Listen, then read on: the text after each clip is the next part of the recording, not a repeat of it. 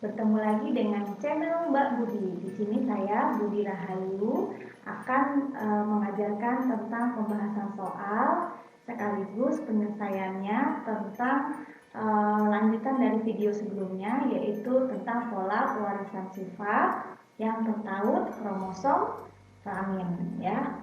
Oke, di sini sebelumnya kita review dulu ya, biar diingat lagi ya, barangkali mau ujian, mau penilaian harian. Ayo kita ingat-ingat lagi apa itu bentuk-bentuk pewarisan sifat yang sudah diajarkan oleh Bapak genetika kita. Siapa? Ya, betul, yaitu Bapak Gregor Mendel yang diabadikan dengan nama-nama hukumnya. Di sini ada hukum Mendel.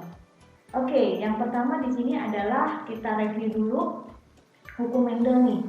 Nah, di hukum Mendel itu pertama kali banget itu video sudah Ibu keluarkan. Nanti yang belum lihat silakan diklik saja judulnya Mendel ya. Di situ ada Mendel 1, Mendel 2. Nah, di sini reviewnya adalah hukum Mendel itu ada hukum Mendel 1, namanya apa? Segregasi bebas. Nomor 2, hukum Mendel 2 nih, yaitu asortasi bebas. Nah, ternyata dari segregasi dan asortasi bebas itu ada bentuk-bentuk penyilangan lainnya yang dilakukan oleh Bapak Mendel ya. Dan itu disebut dengan bentuk-bentuk persilangan yang diistilahkan di sini adalah B-cross ya, test-cross sama reciprok. Nah, lima-limanya ini mengikuti ya aturan persilangan dari Bapak kita yaitu Gregor Mendel. Nah, ternyata nih dari 5 segregasi, asortasi, B-cross, test-cross, reciprok ada hal-hal yang ternyata menyimpang dari persilangan yang sudah dilakukan oleh Bapak Gregor Mendel. Makanya disebutnya di sini adalah penyimpangan semu hukum Mendel.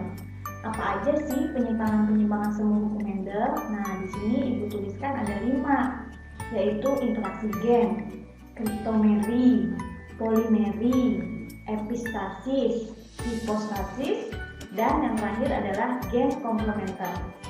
Bareng-bareng ya kita ingat. Yang pertama kalau hukum Mendel, Mendel 1 segregasi, Mendel 2 asortasi, hasil penyilangan lainnya dari Gregor Mendel B-cross, test-cross, reciprok ya.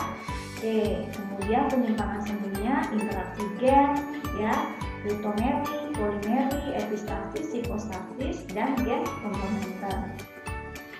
Ternyata pada perkembangan selanjutnya nih, hereditas itu dikembangkan dengan ilmu yang namanya tautan. Tertaut ya, namanya juga tertaut berarti ngikutin, nempel gitu ya.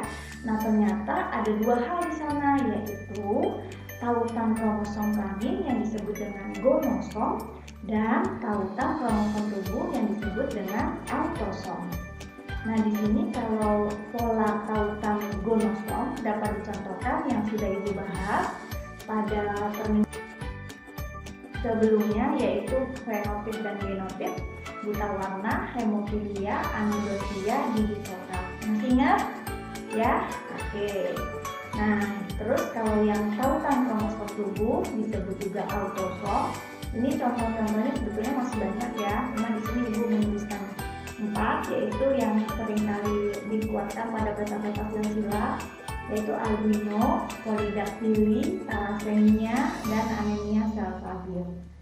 Oke, itu kita sudah review ilmu basicnya dari perkembangan awalnya dari Bapak genetika, yaitu Bapak Gregor Mendel. Gimana sih soal-soal yang bakalan keluar pada saat tautan kromosom kelamin? Nah, ya, sebelum kamu bisa ke bahasan ini, yang belum lihat video Ibu tentang bagaimana genotip dan fenotip ya tautan kromosom kelamin, silahkan dilihat dulu video yang sebelumnya. Dan jangan lupa klik like, subscribe, dan sebarkan ya, share sejauh itu bermanfaat. Nah, kalau di sini bisa kita lihat nih, dan harus kamu cermati banget, ada kata-kata resesif sama dominan. mau itu yang autosom, mau itu yang gonosom. Yang autosom dominannya itu dicontohin ada polydactyly, syndactyly, brachydactyly. Ini semua tentang jari-jari, ya. Resesif itu ada albino, kebotakan, anemia sel sabit, thalassemia. Ini resesif, ya. Kalau kelamin, ya, atau gonosom, tertaut X-nya, ya, dan buta warna, hemofilia, anorexia, gizi coklat. Ini tertaut X. Tertaut Y-nya hipertrikosis. Oke, ini adalah peta konsepnya. Sekarang kita masuk ke soal per soal, tapi yang permin kali ini adalah yang tertaut X, ya. Soal yang nomor 1 dulu, ini dia. Jadi ada silsilah nih, ya. Biasanya dikeluarkan adalah peta silsilah. Nah, kamu memperhatikan dengan baik nih. Ada keterangan-keterangannya yang ada di peta silsilah tersebut. Misalnya nih, di sini ada lingkaran, tidak ada arsiran, perempuan normal. Kotak itu laki-laki normal. Ya, bulatan namun ada titik itu perempuan carrier. Apa itu carrier? Nah, pembawa. Kemudian ada kotak tapi ada arsirnya. Itu berarti ada simbol laki-laki yang hemofilia. Ya, berarti ini lagi ngomongin peta silsilah hemofilia. Ditanyain pada soal, berdasarkan peta silsilah, maka fenotip nomor 1 dan nomor 2 secara berurutan adalah, nah, kan ditanya nih fenotipnya, ya.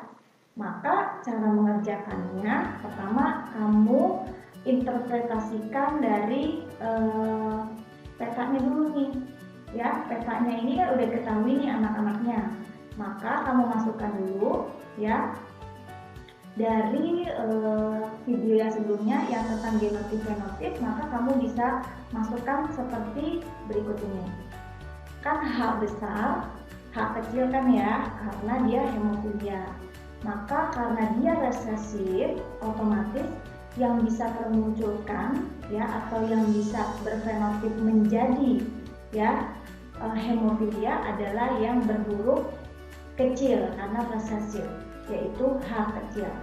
Maka otomatis di sini yang nomor 3 karena dia perempuan normal, kamu nulisnya X H besar, X H besar.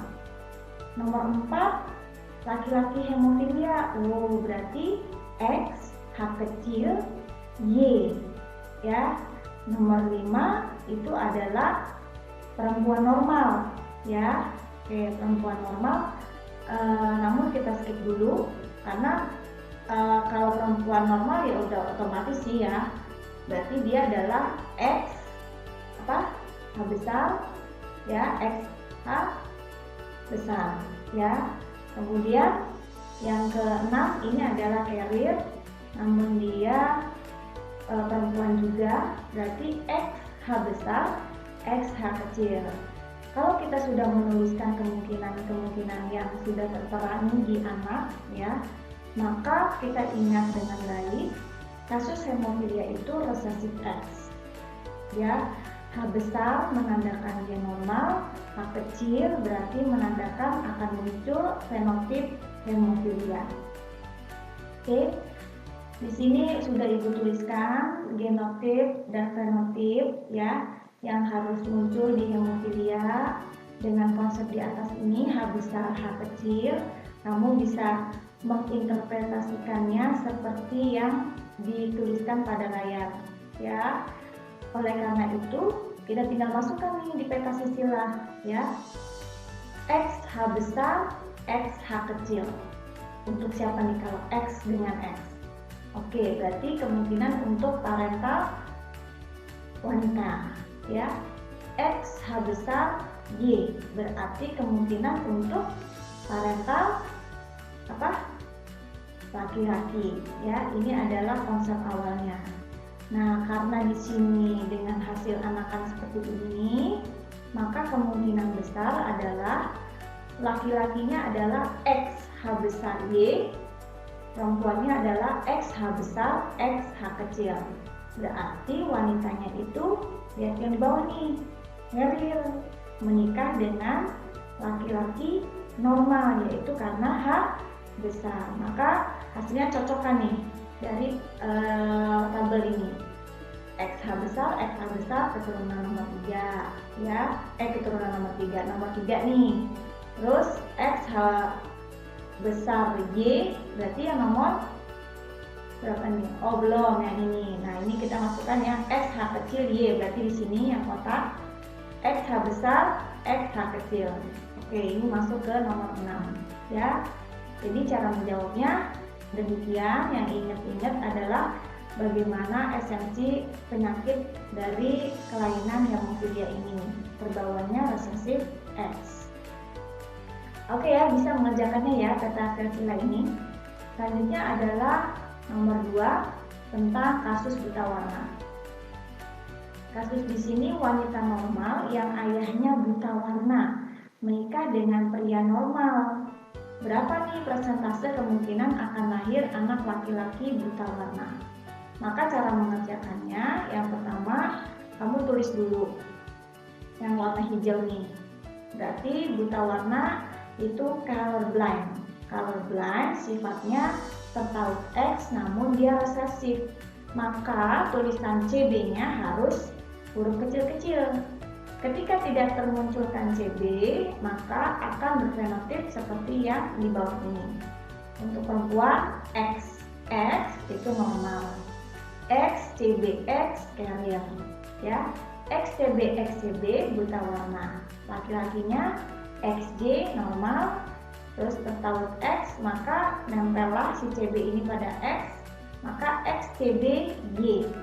Berarti pada laki-laki tersebut akan buta warna.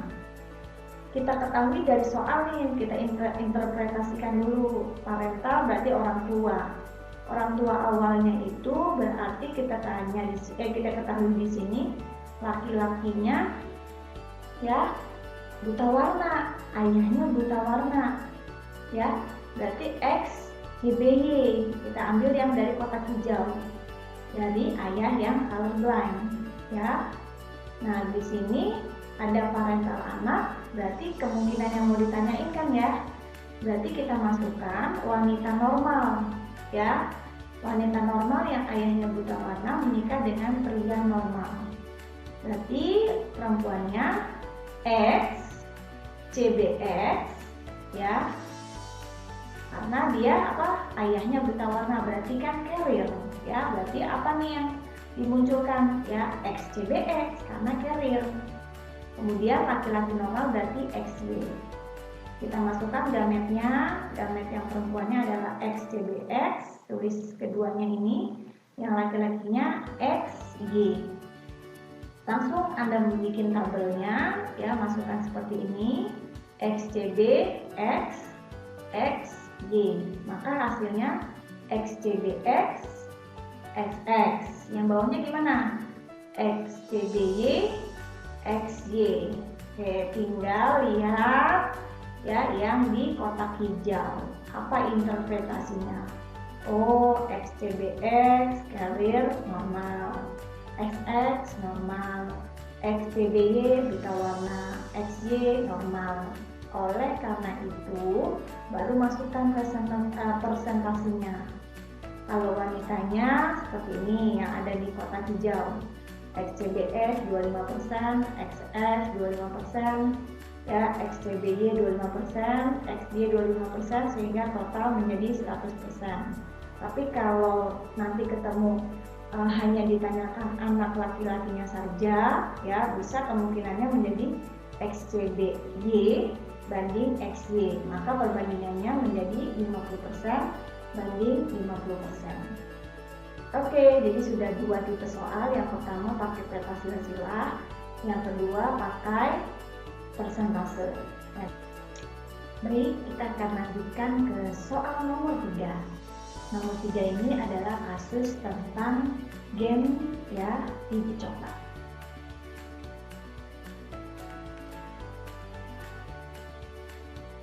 Gen untuk gigi coklat dominan menghadap gigi putih terpaut pada X. Nah, diketahui seorang laki-laki bergigi coklat menikah dengan wanita bergigi putih normal. Nah, berapa kemungkinan fenotip keturunannya? Penyelesaiannya seperti yang tadi, yaitu pada soal-soal sebelumnya, diingat-ingat dulu pertamanya bahwa kelainan gen gigi coklat itu dominan terhadap X, ya, sehingga kalau dia bersifat dominan maka tidak ada carrier, ya. Nah, di sini gigi coklat itu dimisalkan dengan B besar, ya. Maka kita awali interpretasi dari genotip dan fenotip. Pada wanita, XB besar itu adalah gigi coklat. Kenapa gigi coklat? Karena dominan X. Maka huruf kapitalnya B besar ini menunjukkan fenotip gigi coklat. XB besar, XB kecil, heterozigot. Namun dia sifatnya dominan X. Ya, sehingga kalau bersifat dominan B besar B kecil bukan berarti dia carrier, akan menjadi gigi coklat. Sedangkan untuk XB kecil itu akan berfenotip gigi normal atau putih. Dengan demikian, kalau sudah semua kemungkinan yang wanita yaitu XX keluar, ya, maka kita lanjut pada yang laki-laki. XB besar Y berarti gigi coklat. XB kecil Y berarti berfenotip normal. Sekarang kita masukkan interpretasi pada soalnya. Laki-laki bergigi coklat menikah, wanita bergigi putih normal. Maka kita ambil dari yang di atas tadi. Masukkan di sini XB besar Y karena laki-laki gigi coklat. Kemudian wanitanya bergigi putih normal, maka XB kecil. Tentukan gametnya, ya, XB besar, kemudian Y, yang ini XB kecil. Setelah kelihatan gametnya, lakukan ya persilangan. Maka di sini letakkan XB besar Y, XB. Maka dari hasil persilangan ini akan muncul XB besar, XB kecil Y. Kita lihat di paling atas ini, gimana kalau dia heterozigot B besar B kecil dan B kecil pada XY. Ternyata gigi coklat dan normal. Maka perbandingan fenotip, ya, laki-laki banding perempuan yaitu 50% banding 50%. Ya. Oke, itu adalah soal nomor 3 tentang dominan X, ya. Selanjutnya adalah soal yang terakhir. Berarti apa? Yuk. Hemofilia udah, buta warna udah, gigi coklat udah. Oke, benar banget. Nomor 4 itu adalah tentang anodontia. Di sini soalnya Budi Santoso, seorang laki-laki penderita anodontia, menikah dengan Anita, seorang wanita normal dengan gen homozigot. Dari pernikahannya memiliki seorang anak laki-laki. Jika anak laki-lakinya menikah dengan wanita carrier anodontia, berapa persentase kemungkinan anak wanita mereka yang bersifat normal? Oke, ini kita lihat yaitu anodontia. Gen resesif X, ya. Maka A besarnya normal, A kecilnya anodontia. Maka untuk wanitanya XA besar normal, XA besar XA kecil carrier. Kenapa carrier? Karena gen resesif X pertautnya. Sedangkan XA kecilnya maka positif menjadi ya anodontia. Untuk laki-lakinya XA besar Y itu normal, XA kecil Y maka anodontia. Sekarang kita masuk ke soal. Parental orang tuanya dulu nih, Pak Budi dengan Bu Anita. Ya, itu berarti laki-laki anodontia. Berarti apa? Ya, betul, pakai yang huruf kecil karena resesif. Maka letakkan XA kecil Y. Ibu Anitanya wanita normal tapi yang homozigot, yaitu berarti XA besar. Oke, tentukan gametnya seperti biasa, parentalnya udah, tentukan gamet. Yang ini gametnya XA kecil, Y.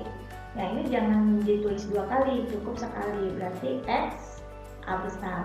Masukkan ke dalam tabel, kemudian Anda silangkan. Maka hurufnya menjadi XA besar, XA kecil, ya, kemudian XA besar, Y. Sehingga parentalnya untuk anak yang berikutnya, karena di sini dari pernikahannya memiliki seorang anak laki-laki. Anak laki-lakinya itu menikah sama wanita carrier. Maka kita lihat laki-lakinya di sini adalah XY ini, XA besar, Y normal, ya. Menikah dengan yang carrier. Apa sih kalau carrier muncul genotipnya? Oh, lihat yang paling atas nih, XA besar, XA kecil, letakkan di sini.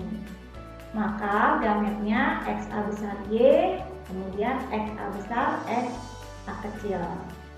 Seperti biasa kami persilahkan. Maka hasilnya adalah XA besar, XA besar, XA besar, XA kecil, kemudian untuk laki-lakinya XA besar Y, XA kecil Y. Maka kita masukkan secara persentase menjadi seperti ini. A besarnya 25%, berarti apa ini fenotipnya? Ya, betul, normal. A besar A kecil maka 25% juga, berarti apa? XX? Yes, wanita carrier, ya. Kemudian XA besar Y 25% juga, berarti di sini A besar, ya, bukan A kecil, karena anomalogia itu resesif, pakai huruf kecilnya. Maka A besar pada XY ini 25%, laki-laki normal. XA kecil Y maka 25%, berarti ya untuk laki-laki yang anomalogia. Oke anak-anak ibu, ya itulah yang kita pelajari pada termin kali ini tentang pembahasan soal yang seringkali bisa menjadi kemungkinan untuk dikeluarkan pada saat ujian maupun ulangan. Namun di sini baru 4 kasus, ya, karena resesif pada kromosom gen X atau Y, ya, tertaut, ya. Jadi untuk teman-teman, ya, anak-anak ibu ataupun yang menonton, ya, umum pada video kali ini, semoga jauh lebih paham gimana apa efeknya kalau dia resesif atau dominan, apa pengaruhnya. Conclusionnya, kesimpulannya, kalau resesif dia akan muncul carrier, tapi kalau gennya dominan tertaut X, dia nggak akan carrier, tapi justru karena dominannya itu berarti mengalahkan, otomatis termunculkan fenotipnya kelainan yang pada soal tersebut, yaitu di sini contohnya gigi coklat. Semoga bermanfaat. Jangan lupa share, ya, ilmu ini jika memang kamu rasa bermanfaat, sehingga pada proses PJJ ini tetap semuanya bisa belajar dengan maksimal. Ya, like and subscribe bagi kamu yang belum subscribe di channel Mbak Budi. Ketika kamu sudah subscribe, ya, maka klik lonceng, maka kamu akan dinotifikasi dengan video-video ibu yang berkaitan dengan biologi ataupun IPA. Semoga bermanfaat. Wassalamualaikum warahmatullahi wabarakatuh.